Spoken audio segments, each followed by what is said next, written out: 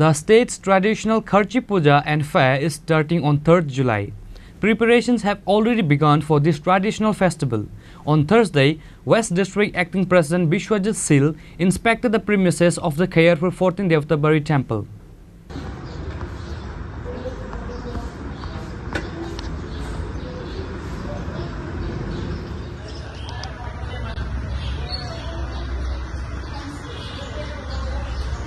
He said that security arrangements will be strengthened this year. About 850 TSRs will be deployed.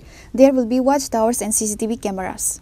বৃক্ষরোপণ এবার হয়তো ওই সিঁদুর নিয়ে একটা থিম করা হবে। সেখানে গত বছর বৃক্ষরোপণ ছিল আমাদের কাছে মেলার থিম, এবার সিঁদুর নিয়ে সেখানে একটা থিম করা হবে। তো বরাবরই তো আমরা বৃক্ষরোপণ আমাদের করতে হবে, নেশার বিরুদ্ধে অভিযান করতে হবে, বাল্যবিবাহের বিরুদ্ধে অভিযান করতে হবে, সামাজিক কাজ যেগুলি সেগুলি এবার মেলা বলুন আর উৎসব বলুন যাই বলুন সেগুলি আমাদের জারি থাকবে।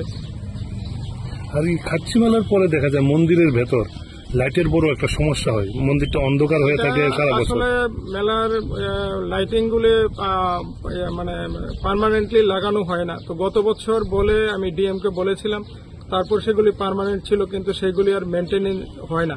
তো এটা একটা মানে মেলার কাজ শুরু হবে বলে আপনারা জানেন। সেখানে মেলার আমাদের এশিয়ান ডেভেলপমেন্ট ব্যাংক থেকে টাকা স্যাংশন হয়েছে কিন্তু এখনো কাজ শুরু হয়নি।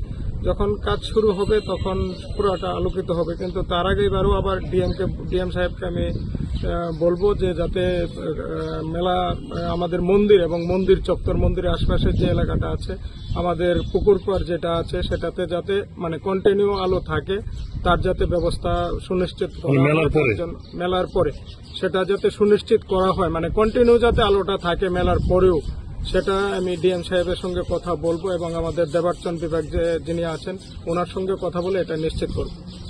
নমস্কার, আমার নাম শরদিন্দু চক্রবর্তী, আমি মন্দিরের চণ্ডী পাঠক। আমার সাথে আমার মহারাজ দুর্গামানিক চন্তাই আছে।